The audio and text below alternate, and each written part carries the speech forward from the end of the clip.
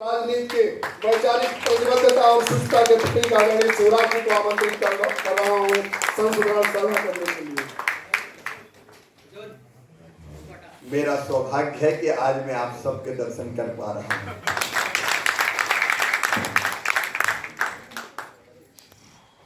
हमारी प्रेरणा बचपन से जिनके सत्संग का सौभाग्य मिला है, आदरणीय श्रीमान राम बहादुर राय जी, आदरणीय प्रोफेसर राजकुमार भाटिया जी, आदरणीय राजेंद्र अग्रवाल जी, प्रोफेसर जसीम जी, हरिशंकर सिंह जी, और विशेष रूप से इस कार्यक्रम में जितेंद्र कुमार जी पधारे हैं। मैं उनका हृदय से स्वागत करता हूं। उपस्थित सभी बहनों और भाइयों और भांजियों और भांजियों,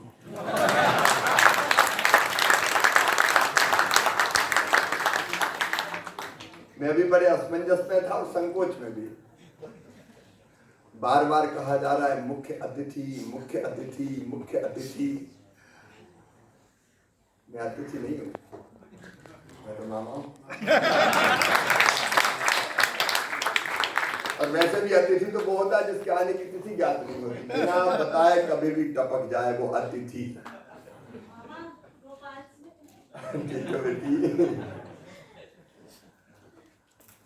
और इस कार्यक्रम में मैं मेहमान कैसे हो सकता हूं? मैं भी घर वाला हूं, परिवार वाला हूं। अभी राजेंद्र जी बता रहे थे, अत्यंत प्राचीन महान और राष्ट्र भारत हमारा देश जब दुनिया के विकसित देशों में सभ्यता के सूर्य का उदय नहीं हुआ था, तब हमारे यहाँ वेदों की ऋचाएं रच दी गई थी। हजारों साल पहले हम लोकतंत्र की जननी है। दुनिया में सबसे पहले गणराज्य लोकतंत्र अगर कहीं था तो वो भारत में था। एकम सद विप्रा बहुधा वदन्ति अभी कह रहे थे, कितनी वैचारिक स्वतंत्रता अपने देश में। तेरा रास्ता भी सही और तेरा भी सही, जो पसंद उस रास्ते जाओ, अंततः पहुंचोगे वहीं। अद्भुत है अपना देश सचमुच में। मैं जो युवा है उनसे कहना चाहता हूं, ऐसी वैचारिक स्वतंत्रता कहीं रही है क्या? हमारे देश में कई लोग साकार को मानते हैं, भगवान को मूर्ति में है, राम हो, कृष्ण हो, शिव हो, तो बोले ठीक है साकार को मानो। कुछ लोगों ने कहा कि नहीं, भगवान मूर्ति में कैसे आ सकता, वो तो सृष्टि के कण कण में विराजमान है, हम इस थ्योरी को नहीं मानते, निराकार है। बोले तुम भी सही है, तुम निराकार को मानो, किसी को सूली पर नहीं चढ़ाया।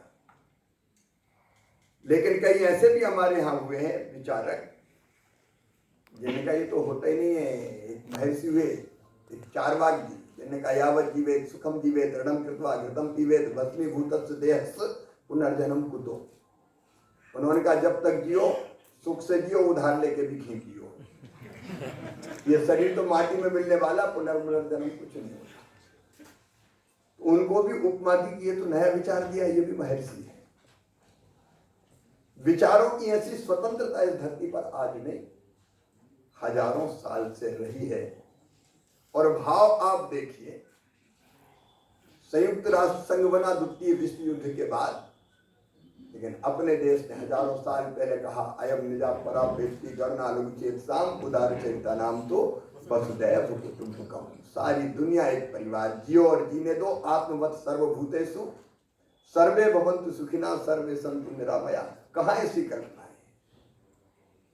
लेकिन इसी धरती पर आज जो लोग दुहाई दे रहे हैं ना संविधान की, वो जिस परंपरा से आते हैं उस परंपरा ने क्या किया? इनको तो संविधान छूने का भी हक नहीं है जो संविधान की बात करते हैं। क्या किया था इन्हें? मैं तो बहुत छोटा था, हाँ, मैं इमरजेंसी के पहले पैदा हुआ, लेकिन राम बहादुर भाई साहब और राजकुमार जी यहाँ बैठे हुए हैं। मैं मॉडल स्कूल भोपाल में था, एक उसका प्रेसिडेंट था भोपाल में, टीटी नगर, तात्या टोपे नगर। आजकल ये भी बदल देते हैं, तात्या टोपे नगर को टीटी नगर कर देते हैं। और स्वाभाविक रूप से उस समय विद्यार्थी परिषद के संपर्क में आया, और उस समय बिहार से, पहले गुजरात से नवनिर्माण आंदोलन की ज्वालाएं चारों तरफ फैल रही थी। जैसे चिमन भाई पटेल मुख्यमंत्री हुआ करते थे, वहां के कुशासन के खिलाफ नौजवान निकल पड़ा, और उस समय बिहार में आंदोलन शुरू हुआ, बेरोजगारी, भ्रष्टाचार, गलत शिक्षा पद्धति और महंगाई के खिलाफ। इसको छात्रों ने शुरू किया, नौजवान आगे आए, और अंततः उसका नेतृत्व किया लोकनायक जयप्रकाश नारायण जी ने। मैं भी पढ़ता था, छोटा था, 10वीं 11वीं में, और हम भी उस आंदोलन में शामिल हो गए। छात्र युवा संघर्ष वाहिनी बनी थी उस समय, तो छोटे छोटे आंदोलन, प्रदर्शन। लेकिन आप एक मानसिकता देखिए, केवल सत्ता बचा रखने के लिए नहीं, कांग्रेस के डीएनए में तानाशाही है,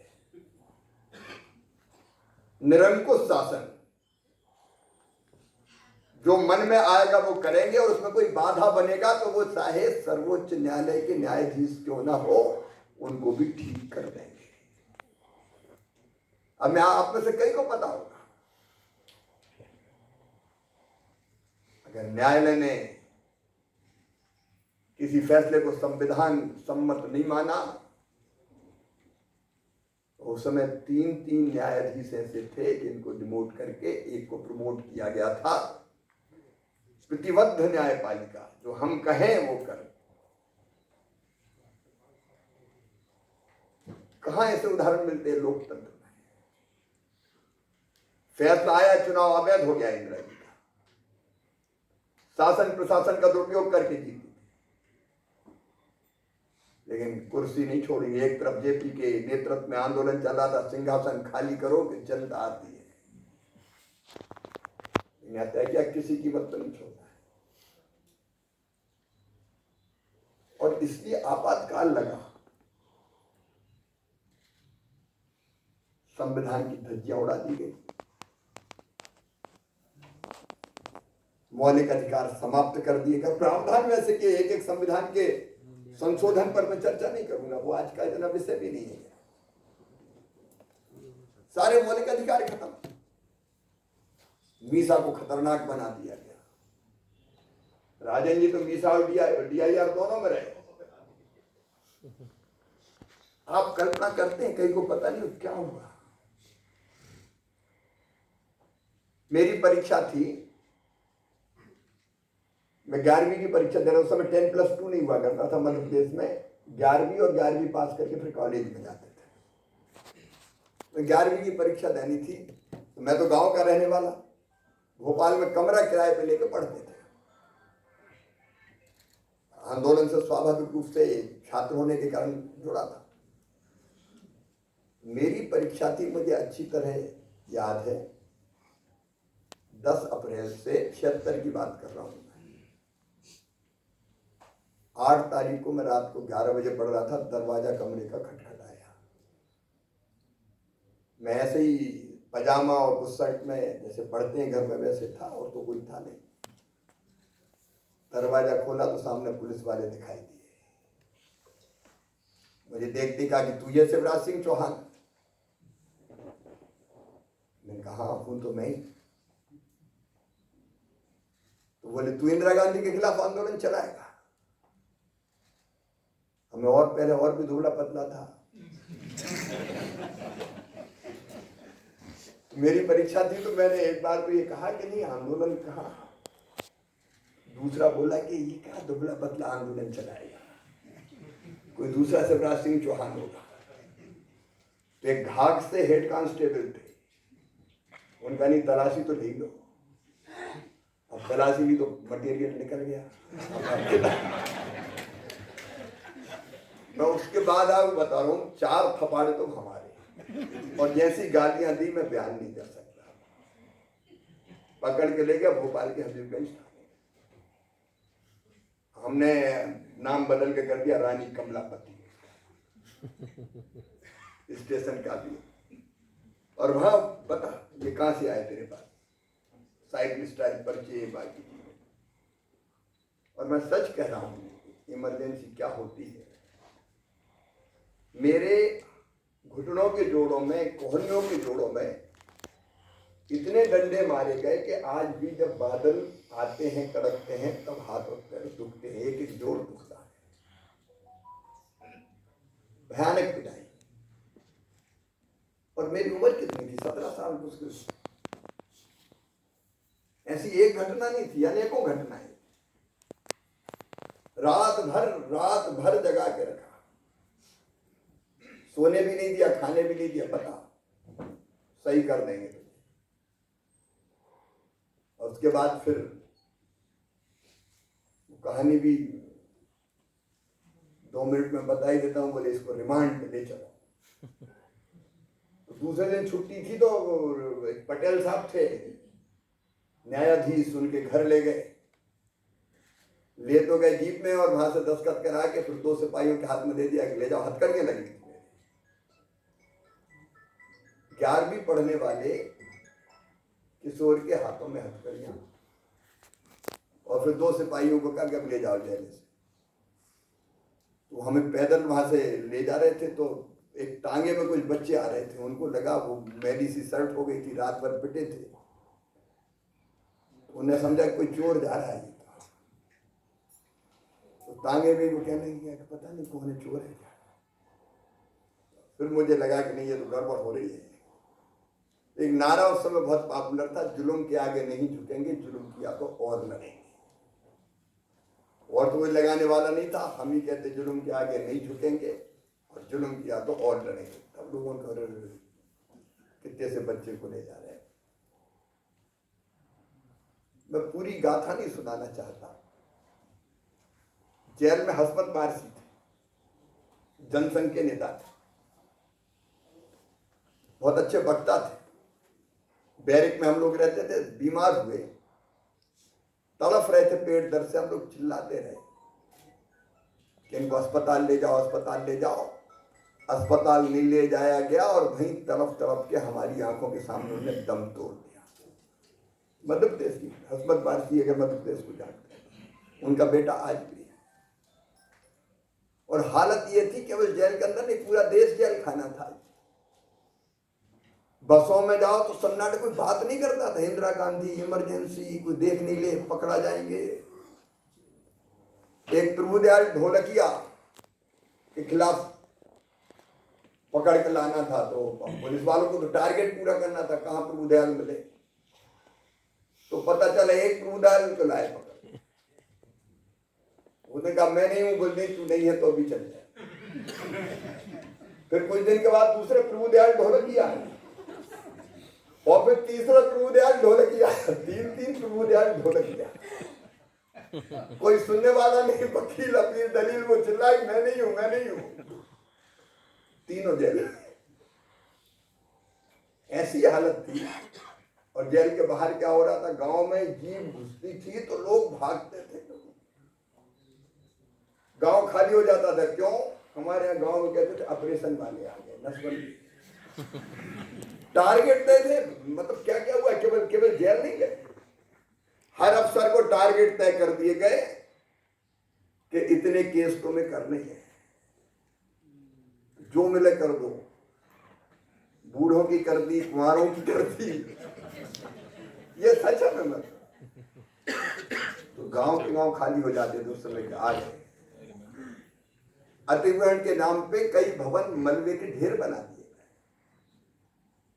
कोई बोल नहीं सकता, सांस लेना मुश्किल था। परिवार के परिवार तबाह हो गए थे। अब आप कल्पना करो, अगर सामाजिक या राजनीतिक कार्यकर्ता है, संघ का रोल हम सब जानते हैं। और असली लड़ाई अगर लड़ी आपातकाल के खिलाफ तो संघ ने भी लड़ी। हम भी उसी लड़ाई करेंगे। अंडरग्राउंड जो आंदोलन चल रहा था, इसलिए 76 में गिरफ्तार हुआ, उसमें भाग लेते थे। और शायद राजकुमारी जानते होंगे सूर्यकांत केरजन, वो सुनील गुड़बोले बन के आए थे मेरे पास, तब मैं जेल में नहीं था। उन्हीं के डायरी में मेरा नाम और पता मिला था, वो उसके कारण पुलिस ने मुझे पकड़ा और ढूंढा। तो बाहर आंदोलन चलाने वाला अगर कोई संगठन था तो राष्ट्रीय स्वयंसेवक संघ अमानसिक अत्याचारों की पराकाष्ठा थी। और अब ये बात करते हैं, सचमुच में ऐसा काला अध्याय कभी देखा नहीं गया। और इसलिए नई पीढ़ी को पता चलना चाहिए कि क्या हुआ। चुनाव भी वो तो हो गए गलत फहमी में, उन्होंने कहा कि अब कोई संगठन है ही नहीं, जनता पार्टी बाद में बनी, नेता जेल में, अभी घोषणा करके करा लो, फिर भारी बहुमत से जीत जाएंगे, इसलिए चुनाव हुए नहीं तो हो सकता तब भी चुनाव हो, या अंतरराष्ट्रीय परिस्थितियां ऐसी बन गई। लेकिन भारत के लोकतंत्र की खूबी, हम लोग जेलों से निकले जनवरी 77 में, मैं तो बहुत छोटा था लेकिन आग जल रही थी। मेरी दादी माँ मुझे इतना लाड़ करती थी, जब सुना जेल चला गया तो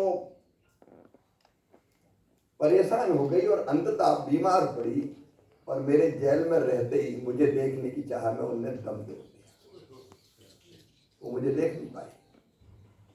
शिवराज शिवराज कहती चलिए, क्योंकि नाती तो बेटे का बेटा बहुत प्यारा होता है। अब आप कल्पना कर सकते हो उन तकलीफ की। जो बिजनेस व्यापार छोटा मोटा राजनीतिक सामाजिक कार्यकर्ता करते थे, वो तबाह बर्बाद हो गए सब। क्या भुगता होगा देश ने। फिर कभी ये दिन ना आए, और उसके बाद जो हुआ उसका भी मैं साक्षी हूं। हम लोगों के पास कुछ नहीं था जब जेल से निकले। जनता पार्टी का तो अनाउंस हुआ, संगठन बाकी कुछ ऐसा था नहीं, लेकिन जनता की जागरूकता मैं आपको बता रहा हूं, ये भारत की जनता। हम लोगों ने, मैं आया जेल से निकल के तो गांव से जनता पार्टी का काम करना था, तो साइकिल किराए पे ली हम लोग, और साइकिलों से दूसरे गांव जाते थे और फिर वहीं बिना माइक के बोलते थे इकट्ठा करके लोगों को।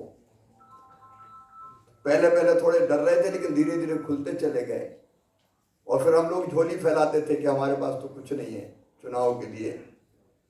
तो आप कल्पना करें, मैं 17 साल का, कोई नेता नहीं, कोई विश्वसनीयता नहीं, लेकिन इतने पैसे मिले कि फिर हमने जीप किराए पे ले ली, और फिर इतने मिले कि सभाएं और बाकी कार्यक्रम होने लगे। फिर सचमुच में वो चुनाव जनता ही ने लड़के तानाशाही को समाप्त किया। ये भारत की जनता है जो भारत के जीवन मूल्य परंपराएं हैं और विचार है, उसी को वो जीवित रखेगी। हाँ, एक बात जरूर जो आज नारे लगा रहे हैं, राजेंद्र जी ने सही कहा था। मुझे स्वामी विवेकानंद जी के कुछ शब्द याद आ रहे। उन्होंने कहा था, सुदीर्घ रजनी समाप्त हुई जान पड़ती है, महानिशा का अंत निकट है। जो अंधे हैं वो देख नहीं सकते, जो बहरे हैं वो सुन नहीं सकते, लेकिन मैं स्पष्ट रूप से देख रहा हूं कि भारत माता एक बार फिर से अंगड़ाई लेके खड़ी हो रही है और विश्व गुरु के पद पर आसीन हो रही है। ये एक नरेंद्र ने कहा था, नरेंद्र स्वामी विवेकानंद ने, लेकिन आज दूसरे नरेंद्र के नेतृत्व में 100 साल बाद ही हम सब जानते हैं आखिर इतना बैर क्यों मोदी जी से। क्योंकि वो अपनी संपूर्ण सामर्थ्य, क्षमता और समर्पण से एक वैभवशाली, गौरवशाली, संपन्न, समृद्ध, शक्तिशाली और एक विकसित भारत का निर्माण कर रहे हैं। आज वो उपलब्धियां गिनाने की जरूरत नहीं है। लेकिन भारत के बढ़ते हुए सम्मान को हम सब ने अपनी आंखों से देखा है। और मेरे प्रिय मित्रों, ये मेरा विश्वास है और आज मैं ये यहां से कहने का साहस कर रहा हूं, विरोधी कितनी भी कोशिश कर ले, लोकतंत्र का आनंद है चुनाव। और चुनाव के परिणाम को कोई फिक्स है क्या सीटें कितनी जीतोगे? लोकतंत्र में कोई सीट हारते कोई जीतते हैं, उसमें क्या दिक्कत है? लेकिन तीसरी बार लगातार, ये व्याख्या भी गलत हो रही है, तीसरी बार लगातार संपूर्ण शानदार बहुमत की सरकार बनाने का उदाहरण 62 के बाद अगर किसी ने स्थापित किया है तो श्री नरेंद्र मोदी जी को यह बड़ी विजय है। परसेप्शन गलत बनाया जा रहा है। जिनकी 99 आई अब वो चकते घूम रहे हैं और 240 बारों से कह रहे हैं कि तुम तो हार गए। अब यही बात है, मुझे समझ नहीं, सैकड़ा पार नहीं किया और कह रहे हम जीत गए। तो ऐसे जीतना तो कई सालों तक जीतते रहो ऐसे। आप उस दल की हालत का अंदाज लगा सकते हैं जो 99 सीटों में प्रसन्न होकर महाविजय प्राप्त हो गई। धन्य महाराज, रो प्रसन्न। एनडीए को पूर्ण बहुमत है और इस परसेप्शन को भी बदलने की जरूरत है। अगर लोकप्रिय बहुमत मिला है तो एनडीए भारतीय जनता पार्टी और नरेंद्र मोदी जी को मिला है। और मुझे पूरा विश्वास है कि ऐसी जागरूक जनता के रहते हुए लोकतंत्र सुरक्षित है। लेकिन आपातकाल के इस काले अध्याय को ठीक से जनता के सामने रखना चाहिए। और मैं फिर कह रहा हूं, भौतिकता की अग्नि में दग्ध विश्व मानवता को शाश्वत शांति के पथ का दिग्दर्शन कोई कराएगा तो अपना भारत कराएगा और इसी रास्ते चलाएगा विकसित भारत। उसके निर्माण में हम जो सहयोग दे सके देने का जरूर प्रयत्न करें। बहुत बहुत धन्यवाद।